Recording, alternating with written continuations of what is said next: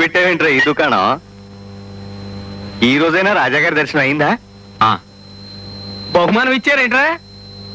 ఇచ్చారు. రాజుగారు ఇచ్చిన బహుమతి ఎప్పుడూ చాలా గొప్పగానే ఉంటుంది. ఈసారి ఏమిచ్చారా? చాలా విలువైందిరా, మనిషి వెలకెట్లేంది.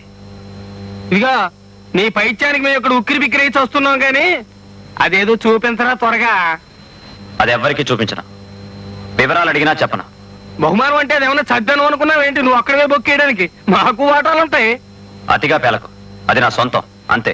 ఏంట్రా పేలాప నాదా నీదా? రేయ్ అర్థమైందిరా, అర్థమైంది.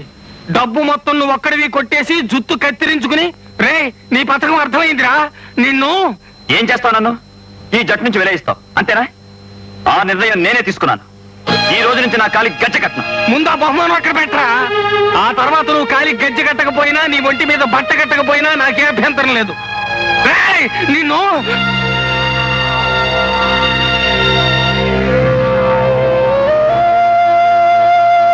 ఏరా, బాగా ఆలోచించే తీసుకున్నావా ఈ నిర్ణయం?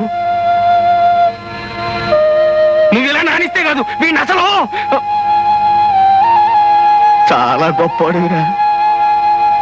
అనాథ వెధవా ఆకతాయిలా తిరుగుతున్నాడని ఆటపాట నేర్పి జట్లో చేర్చుకున్న నాకు గొప్ప గురుదక్షిణిస్తున్నావురా.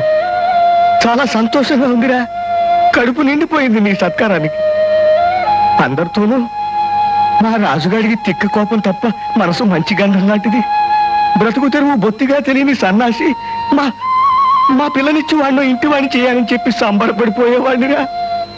కానీ ఒరే, నాకు ఇప్పుడు అర్థం అవుతోందిరా, నువ్వు పగటి వేషమే కాదురా, ఏ వేషమైనా బాగా రక్తి కట్టించగలవు. వెళ్ళరా, వెళ్ళు. మమ్మల్ని అందరినీ విడిచి శాశ్వతంగా వెళ్ళిపో. రేవులో ఈ పాటికి ఆఖరిలాచి వచ్చి ఉంటుంది. బయలుదేరరా, నీ బహుమతితో బయలుదేరు.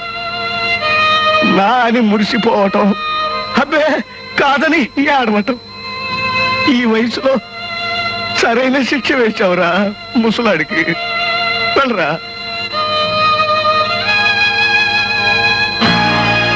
చీకటిరా, దారిలో పురుగు పుట్ర ఉంటాయిరా.